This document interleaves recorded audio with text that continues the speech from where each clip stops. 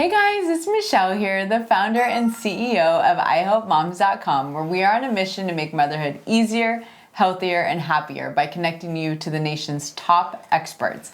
And today I'm so excited to have our sex therapist and the founder of Infinite Intimacy with us, Rachel, here, where she has helped hundreds of thousands of couples find amazing relationship connection after having kids.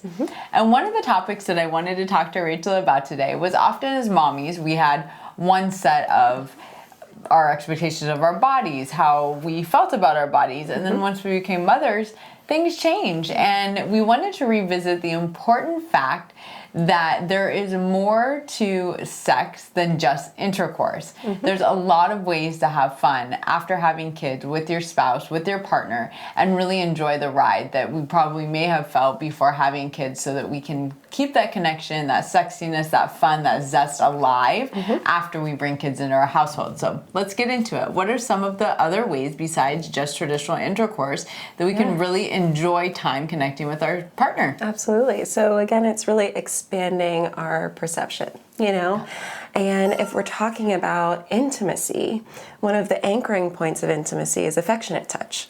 So affectionate touch, that's clothes on, that's, what we can do throughout our day in terms of hugging, kissing, holding hands, that it's not so much sexual, but it really anchors in those intimate moments of connection. Something so simple can literally bring your relationship so much closer and save you a lot of money in breakup therapy and divorce lawyers down the line. So touch, be affectionate. We're giving you free advice to help your relationship. Do something so easy yet so affectionate and connecting, Exactly. And then it can progress, right? So then we get into sensual touch. So that can be clothes on or clothes off. So that can be at the end of the night, maybe having a little sensual massage or a foot rub or something where you're engaging in a little bit more sexual connection.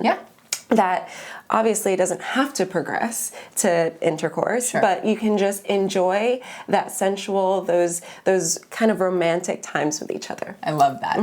And then, one of the things that you helped us really talk about was communicating what we like, how often do we want to have sex during the week? What does that look like? How can we open up those lines of communication so that we can communicate? If we are sensually touching and we don't want to have sex, how can it be a positive, not a Debbie Downer at that point in the night? How do we communicate this with our partners? So establishing that expectation, right? So if we are engaging in a point of connection every day, then it's less of a turn down, and we don't feel as bad if our partner tells us, I'm really not in the mood to have sex tonight, because then throughout the week you're having these other touch points that are kind of fulfilling that time, So if we set the expectation of, babe, we can get cuddly tonight, we can maybe have a sensual massage, but I have a big presentation in the morning and I really can't allow myself to get further than that,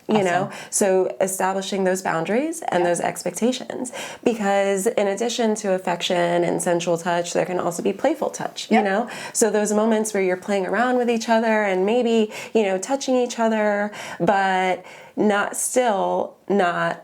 feeling the need and the pressure to go all the way. I love that. So what's kind of your one piece of takeaway advice for couples just, having this intimacy without always having intercourse? What would you have that one strategy takeaway be for today?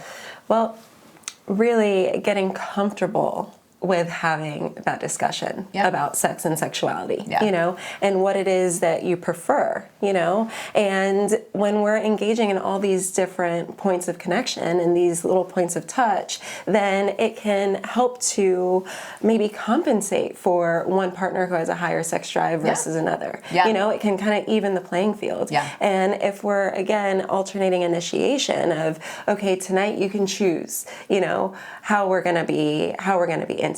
So then you can say, okay, do I want to be affectionate, sensual, playful, erotic, or go straight into intercourse, So really establishing and opening up those lines of communication of saying, tonight I would be okay with this. Yeah. you know, and maybe tomorrow night or later on this weekend, we can get into the hot and heavy stuff, you know, but just leveling that playing field of acknowledging that we all deserve mutual pleasure, you know, and when that pleasure is not existent in our relationship, then we become dissatisfied. Yeah, that's so important. I want to leave with this one last thought, that so many times I hear women complaining about what they wish they had, or that their husband does this. And I think that moms may be surprised if they also listen to their partner. You know, what would your kind of communication strategy be of why it's so important that not only do we speak into existence what we want, but that we're also willing to hear the reciprocity of what our partner wants and the power in that. Exactly. Well, that's communication, right? Being able to give and receive. Well, you know, that's just relationships, life, intimacy, being able to give and receive, right? So if we're opening up that conversation, the communication, and it's one thing to be comfortable with expressing our wants and needs, and it's another skill to be able to really sit and listen to what our partner is saying. And when I say listen, I mean really hearing the wants and needs of our partner without feeling like we have to defend ourselves or come up with a rebuttal, right? So listen to hear rather than to respond. And then let's take that one step farther. Let's say that one partner wants something different than the other partner, and just maybe be surprised, right? How do we finish out that conversation? Maybe if a partner wants to think a little bit more on it or is just surprised, like how do we close out those conversations where, again, it's not a downer, it's just a chance for us to grow and learn more about each other now that we're parents, now that it may have changed from our pre-baby days to after, and this new relationship that we're building? What's kind of the closure and the positivity to move forward out of that? So if you're in a point where you're surprised about what your partner's saying, then you can easily say, you know, and it might not be so easy, you know, especially if we're being emotionally responsive. We have to allow our time for our logical brain to catch up. You know, so when they say, you know, count to 10, it's because our emotions can you know, outrun our logical mind. So being able to say, I hear what you're saying, I just need a moment to think about it, right? Awesome. And then once you take that moment, then it's really being creative and getting in this space of, okay, how can we complement each other? How can we find a point of compromise? How can we incorporate both your needs and my needs to a point where we don't feel uncomfortable, you know? So then once you kind of take that moment of, okay, I'm not fully comfortable with this, but I can do maybe meet to this point, right? And then bringing that to your partner, and then it's that ebb and flow of finding a routine that works best for you. I actually think this is a huge secret to the longevity of happy relationships. Absolutely. I love that. So thank you guys so much for being with us. Thank you for your expert insight. You have helped so many couples. You've heard it all. You've seen it all. My so pleasure. we're giving you the cliff notes to a happy, loving relationship after having kids. Thanks so much for being with us. If you have additional questions for our sex therapist, make sure you find her on Instagram at Infinite Intimacy LLC, and Rachel's right there to help you. Okay, you guys, we'll see you soon. See ya.